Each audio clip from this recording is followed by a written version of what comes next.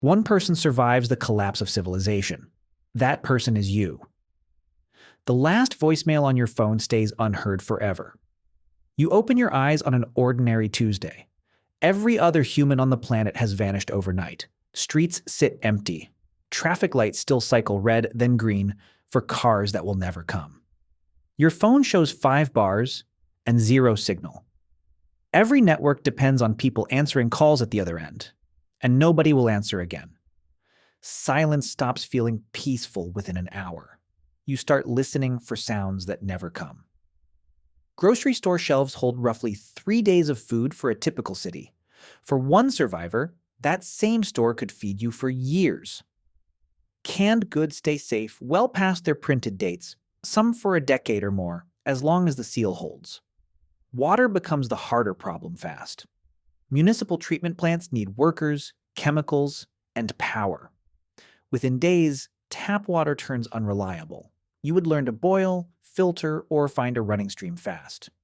Freshwater fish, wild greens, and small game would eventually replace anything canned, assuming you learned which plants were food and which were poison before you found out the hard way. Winter and summer would pull you in different directions.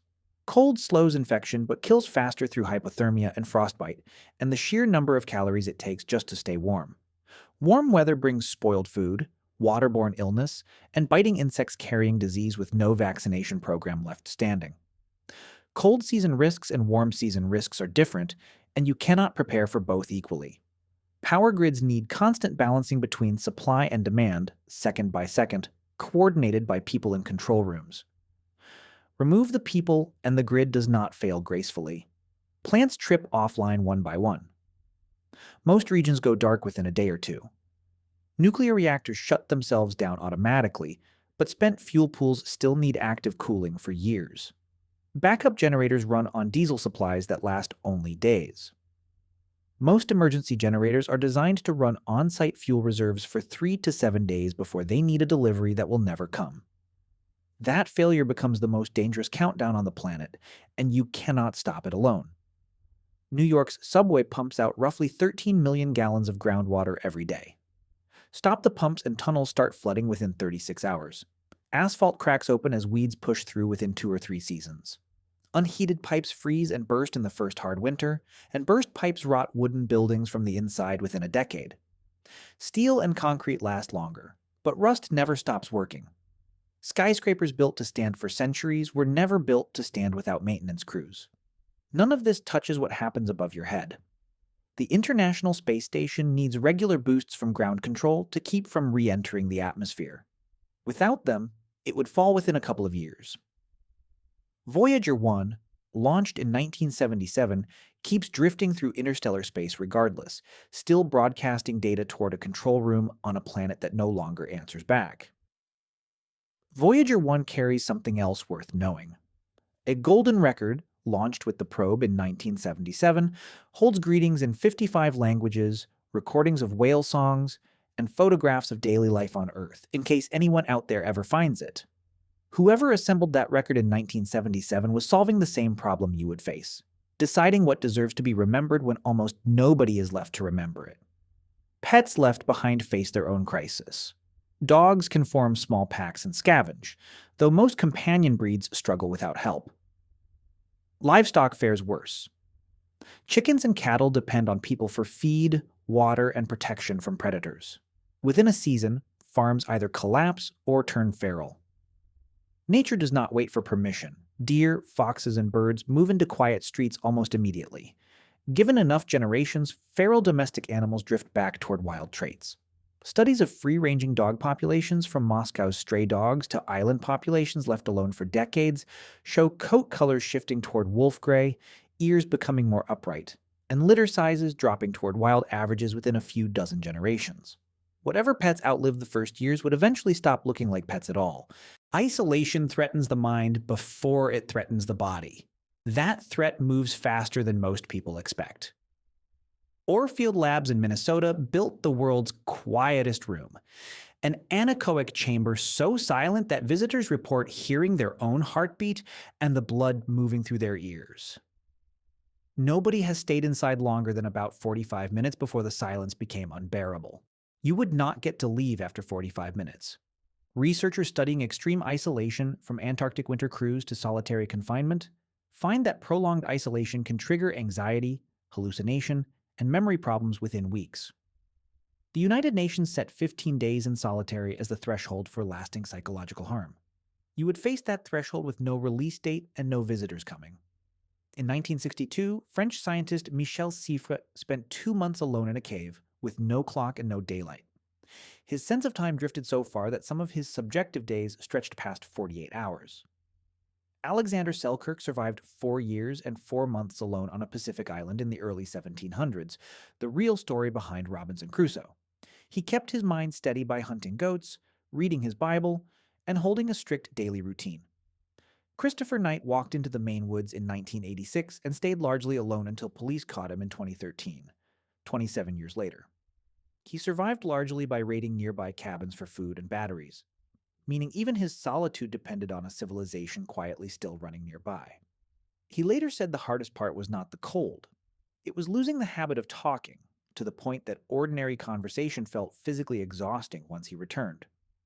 Psychologists who study isolated workers, from lighthouse keepers to submarine crews, point to the same coping tools again and again: structure, speech, and small rituals. Talking out loud, even to no one, keeps language circuits active and can measurably lower stress hormones during isolation. Writing things down works for a similar reason, turning scattered thoughts into something fixed and readable.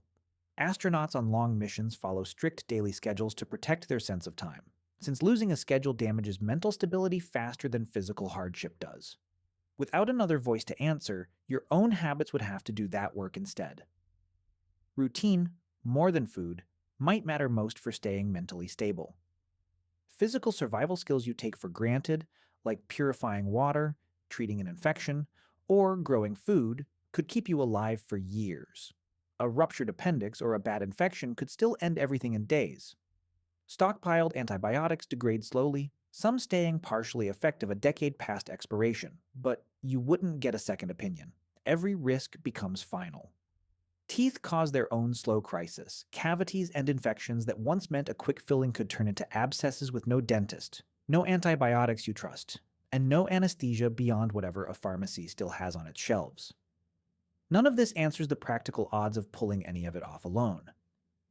Records from solo circumnavigators, Arctic explorers, and long-duration solo sailors suggest injury, not despair, ends most extreme solo attempts within the first 2 years. No Coast Guard would triangulate your position. No search party would notice you missing, because noticing requires someone else to still be counting. Some infrastructure could actually work in your favor. The Svalbard Global Seed Vault, built into a mountainside in Norway in 2008, holds more than 1 million seed samples from crops around the world, kept cold by the permafrost itself rather than by any running generator.